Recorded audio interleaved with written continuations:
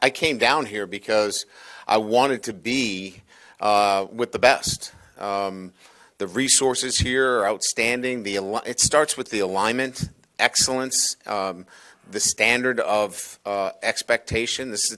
Listen, you're looked at in terms of championships here, and I want that. I want to be under the bright lights. I want to be on the Broadway stage. That's what my passion is. And so, yeah, that's part of the draw. There's no doubt about that. This past weekend in college football has been insane. Between the college football playoff, players entering the transfer portal, and coaches leaving their schools for other schools. One of the biggest pieces of news from this past week was Brian Kelly leaving Notre Dame after over a decade there to become the new head coach at LSU. So what exactly went down, and how did he quickly decide to switch schools? We're going to be breaking everything down today. But before we get to the video, make sure you guys hit that subscribe button and turn on those notifications if you're new to the channel. If you love college football content, then this is definitely the place for you. If you're watching this video, it likely means you aren't subscribed, so make sure you guys hit that subscribe button for more videos in the future. If there's a topic you'd like to see me discuss, drop a comment down below, and it very well could turn into my next video. Also, if you could give this video a thumbs up, I would greatly appreciate it, as it really helps the algorithm of the video and helps share it with more college football fans. So, Brian Kelly was the winningest head coach in program history with 113 wins in 12 seasons at Notre Dame. Just 1 week ago, he was asked about potentially leaving Notre Dame aside from retiring, and this was his reply. No, I mean, look, I think Mike Tomlin had the best line, right? Unless that fairy godmother comes by with that $250 million check, my wife would want to take a look at it first. I'd have to run it by her. Well, it looks like the fairy godmother came after all, but instead of a $250 million check, it was for about $100 million, and it was to go to LSU. On Saturday night, Kelly coached Notre Dame to their 11th win of the season on the road at Stanford. Currently, they're number 6 in the playoff rankings, and they're on the verge of being in the college football playoff. On Tuesday morning, Kelly told his players in a 7 a.m. meeting that he was leaving the program. The meeting lasted for about 4 minutes, and he didn't take any questions. He didn't meet with staff members, he just walked up, left the room, on his way to LSU, and didn't look back. On Monday night, there was a report that LSU was targeting Kelly to be their next head coach. But having been at Notre Dame for over a decade, it really made no sense for Kelly to leave and start somewhere new, especially considering they were in the playoff hunt. According to The Athletic, multiple Notre Dame administrators privately dismissed the notion of Kelly leaving, assuming that this was just a leverage play. Well, as it turns out, it was anything but that. A little more than 2.5 hours after the initial report, Yahoo Sports reported that Kelly was leaving for LSU. A lot of his assistant coaches were out recruiting. A lot of his players were probably unwinding their Monday nights. And they all found out via social media. Notre Dame's athletic director, Jack Swarbrick, was scheduled to travel to Dallas on Wednesday for the playoff meetings. He said that Kelly called him Monday night to inform him that he was going to be resigning. Swarbrick then told all the Irish assistant coaches what was going on, but told them to stay on the road and keep recruiting. Later that night, as the news was beginning to get out on social media that Kelly was leaving, he sent a message to the team apologizing for not being able to deliver the news himself. Here's a screenshot of what the full text said. Men, let me first apologize for the late night text, and more importantly, for not being able to share the news with you in person that I will be leaving Notre Dame. I am flying back to South Bend tonight to be able to meet with you in the morning, but the news broke late today, and I'm sorry you found out through social media or news reports. I will have more to share when we meet tomorrow at 7 a.m. But for now, just know that my love for you is limitless, and I am so proud of all that you have accomplished. Our program is elite because of your hard work and commitment, and I know that will continue. I will share more in the morning when we meet. Again, my sincere apologies for not being able to be the one to share the news directly with you, Coach Kelly. Now, I don't know about you guys, but if I was on that football team and found out that my head coach was leaving through social media and then got that message from him, I would be really pissed. As I mentioned earlier, there was a video that surfaced from Kelly's talk with his team. I won't include all 4 minutes of it, but I'll break it down into some parts with some notable things that he said. Oh, and by the way, I'm sorry that this was filmed on an iPod Touch. Don't know why the quality's so bad, but this is the best we got, so bear with me. Morning, guys. Thanks for getting up here in short order, short notice.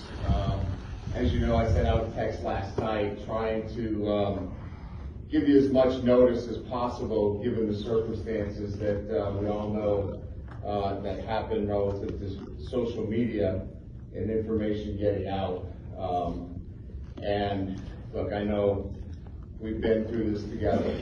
I've recruited virtually everybody in this room, and I want to be able to tell you face to face, why we're at where we're at, and that is very simply that the past 12 years have been the most incredible 12 years of my life, for me and my family, being here at Notre Dame. Magical in what we've been able to build with the most incredible student athletes, the ones that I'm looking at right now. And so many times people look at for a reason to blame, or there was a reason for something. There was nothing here but first class in everything that Notre Dame has done. But there comes a time where you look in your life for another opportunity. And I felt like it was time in my life for another challenge. And I saw that opportunity in a very short window, and felt that it was best for me and my family to pursue a new challenge. And so there's no one to blame. There's nobody that's at fault. Nobody did anything wrong. You guys have been the backbone of this program and what you've accomplished, and will continue to do that. I think you're one of the 4 best teams in the country. I hope the heck it means that you're playing for the national championship, because you absolutely deserve it. Thank you. I love each and every one of you. And for me, more than anything else, it's a sad day, but one where I know that each one of you are going to do great things, and you've got more to accomplish. So I wish everybody here the very best, and thank you for the opportunity that you've given me and my family. Thank you, guys. Appreciate it. Over the last few years, Kelly's name has been attached to other coaching gigs across the country, and for good reason. He's one of the best head coaches in all of college football. Though there were some other solid schools potentially offering him a contract, he remained at Notre Dame, and it truly seemed like he was going to be there for the long haul. He was the winningest coach in the history of the storied program. They were a playoff contender every year, so why the hell would he leave? Kelly's Notre Dame deal, which he signed in 2020, ran through the 2024 season. But now instead, he's got a job locked down until he's 70.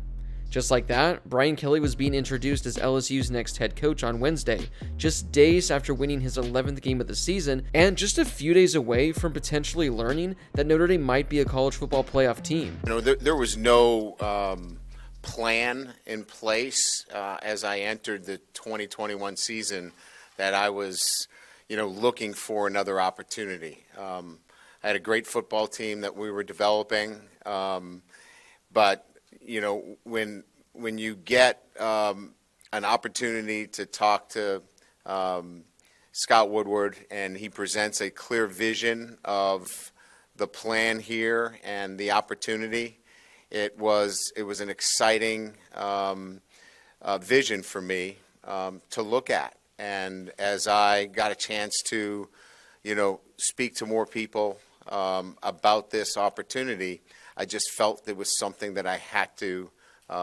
take on. And so, what are my opinions on this whole situation? Listen, Brian Kelly can do whatever he wants. He's a great coach, and if he wants to start a new challenge and a new chapter in his life, by all means go for it. Props to him for having the balls to do that. With that being said, I just think this whole situation was handled very, very, very shitty on his end. Now, if you know this is about to go down, talk to your coaching staff. Talk to your players face to face. Have that meeting. Instead of having that meeting at 7 a.m., have it with them on Monday and let them know what's about to go down. Don't let them find out through social media. Next, I think he should have answered questions in front of his team. The fact that he gave a 4-minute speech and then dipped without talking to anyone, that just doesn't sit right, and I can imagine that all those players are probably pissed that they couldn't even ask questions to him. Third and final, and this is probably the biggest one to me, I just don't understand what the hell he's doing. The Lincoln Riley move I totally get, which, by the way, what he did was just as shitty, but at least in my opinion, USC is an upgrade over Oklahoma. Now, if there are any viewers out there who live in Oklahoma, no offense, I'm sure your town is beautiful, but come on. As someone who lives in Southern California, this is the place to be, and I can't fault him for wanting to go to Norman to Los Angeles. But again, what he did was shitty. But with Brian Kelly, Notre Dame is a blue blood. LSU isn't. LSU is definitely a good school, but Notre Dame is better. Why leave that for LSU, a team that doesn't have the best situation right now, especially being with Notre Dame for over a decade? He said he wants to win championships, and that's his #1 goal. Well, he's been close the last few years, and he's currently on the verge of another potential championship spot. I just don't get it. I don't see how it makes any sense. Maybe he's able to do that at LSU. Maybe he's able to turn things around there. We just saw them win a national championship a couple years ago, but this is the SEC we're talking about. The SEC is a powerhouse, and it's tough to see Brian Kelly going down there with no previous LSU attachment, pulling in recruits, and competing with the big dogs in the SEC. Again, he might be able to, and if he's able to, props to him, I'll tip my hat. But I just don't think he'll be able to. I think Notre Dame is the perfect situation, and I think he's going to regret this decision. But the good thing is Notre Dame is going to be in great hands. Marcus Freeman is going to make a great head coach, as it seems that every person associated with Notre Dame wanted him to be the guy. Tommy Rees will also be staying as the offensive coordinator and gave a pretty awesome talk to the team about choosing to stay. Not to mention, it seems like every other coach on that staff has opted to return as well at the recording of this video. At the end of all this, Notre Dame is going to be just fine. Hell, I hope they somehow find a way to make it into the college football playoff and somehow win the national championship just to give Brian Kelly the middle finger. Personally, I think that would be awesome. Well, there's the whole rundown on the entire Brian Kelly saga. What are your thoughts on this entire situation? Do you think that him leaving to coach at LSU is a smart move, or do you think he should stay at Notre Dame? Let me know in the comments down below. If you haven't done so yet, don't forget to hit that subscribe button if you're new to the channel. If you love college football, then this is definitely the place for you. As always, thank you guys so much for watching, and I'll see you all in my next video.